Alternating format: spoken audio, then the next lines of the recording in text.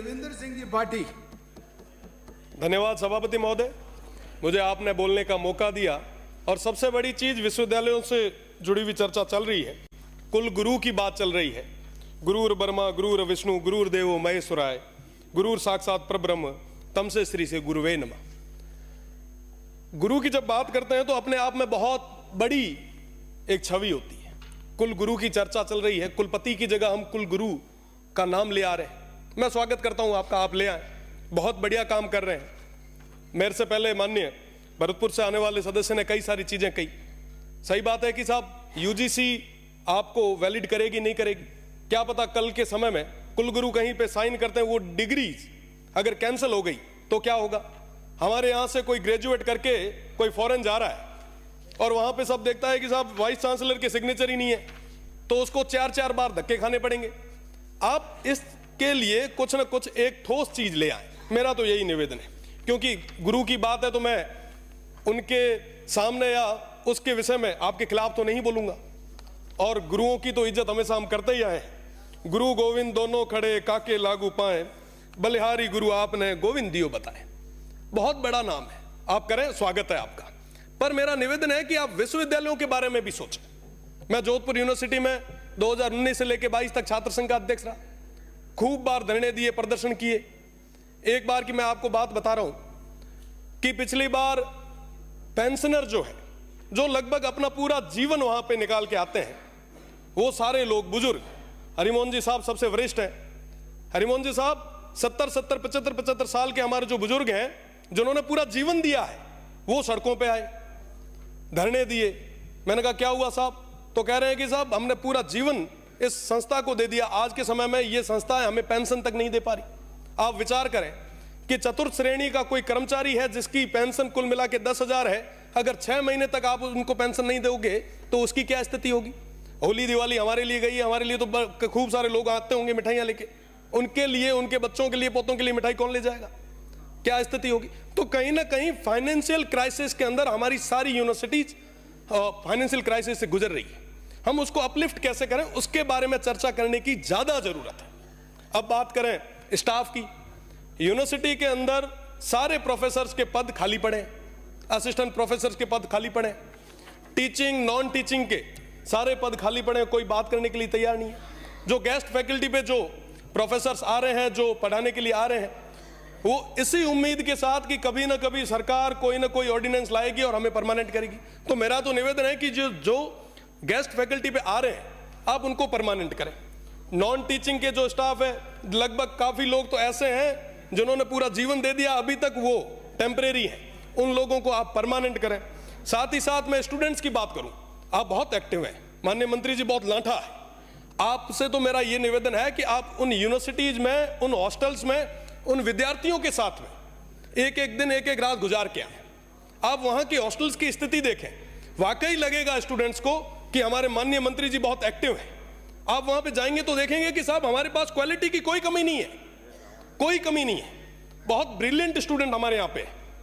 आप उनके बीच में अगर समय निकालेंगे तो 4 चीजें साथ में निकल के भी आएगी। साथ ही साथ अभी बात चल रही थी सिंडिकेट की, सिनेट की, तो सिनेट और सिंडिकेट के अंदर छात्रों को या छात्र नेता या जो ब्रिलियंट स्टूडेंट है, आप कैसे भी तय करें और उनको जगह दें, ताकि एक कम्युनिकेट रहे। समन्वय नहीं है साहब, विश्वविद्यालय प्रशासन अलग भाग रहा है, छात्र अलग भाग रहे हैं, तो कहीं ना कहीं एक ब्रिज बनाने की जरूरत है।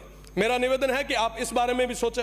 साथ ही साथ मैं स्पोर्ट्स की बात करूंगा साहब। आज के समय में यूनिवर्सिटीज का स्पोर्ट्स हम बात कर रहे हैं साहब, पंजाब हरियाणा में इतने खिलाड़ी बाहर जा रहे हैं, इतना बढ़िया बढ़िया परफॉर्म कर रहे हैं। हमारे स्टूडेंट्स को क्या हुआ साहब, वो इसलिए खेल नहीं पा रहे हैं कि साहब उनके पास ना तो पूरे संसाधन है, ना वहां पे पूरे शिक्षक है। मेरा निवेदन है कि अपन इस बारे में हमें बात करनी पड़ेगी। आज एआई का जमाना आया है, टेक्निकल चीजों का जमाना आ गया है, हमारे बच्चे आज के समय में ग्रेजुएट होके बेरोजगार होते जा रहे हैं। एक लंबी फेरियस्त हमारे पास, एक दिनों दिन ये आंकड़ा बढ़ता जा रहा है। साहब हमें विचार करना पड़ेगा कि हम जिस ओर जा रहे हैं क्या वो रास्ता सही है।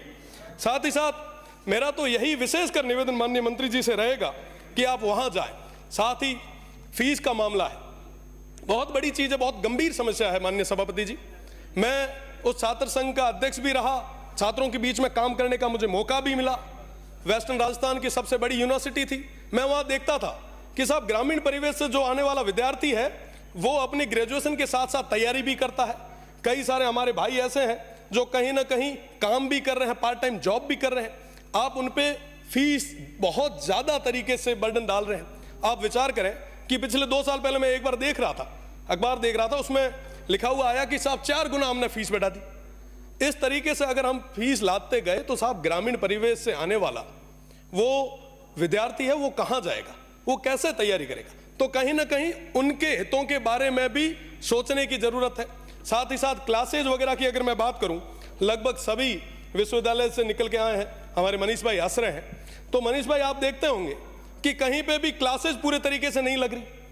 आज हमारे स्टूडेंट्स जो है वो परेशान हो रहे हैं। अगर बात करें प्रोफेसर से तो कहते हैं कि साहब स्टूडेंट नहीं आ रहे, स्टूडेंट कहते हैं कि साहब प्रोफेसर नहीं आ रहे।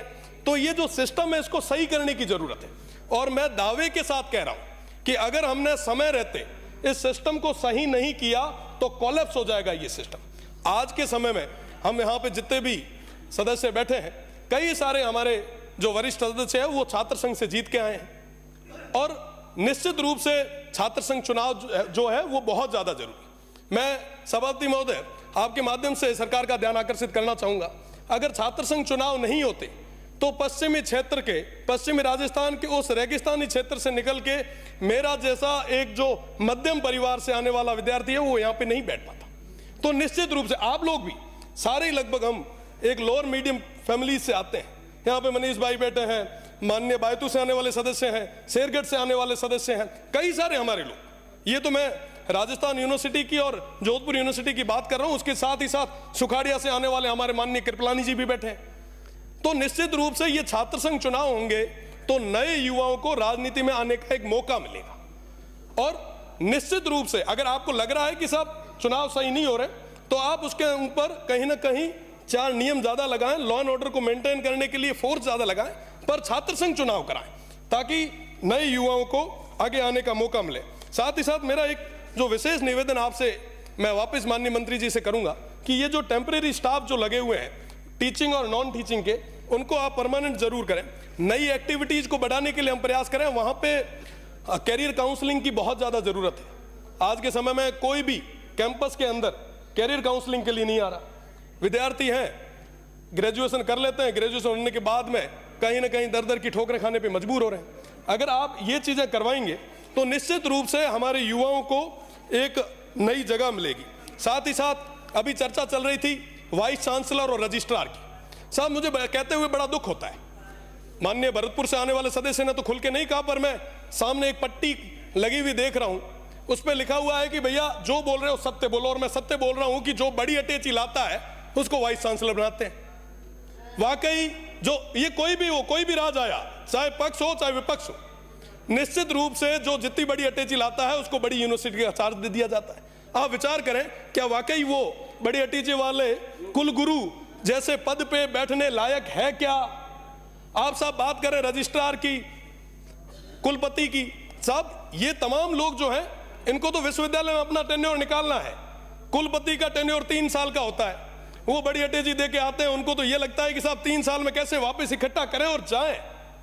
साहब इस दौर में सबसे बड़ा नुकसान किसको हो रहा है? हमारे इस प्रदेश को हो रहा है, हमारी आने वाली पीढ़ी को हो रहा है। आखिर उसका गुनहगार कौन है? अगर हमारे युवाओं और हमारी इस शिक्षा नीति को पूरी तरीके से खत्म किया जा रहा है तो इसका गुनहगार कौन? गुनहगार हम लोग यहां पे बैठे हुए 200 के 200।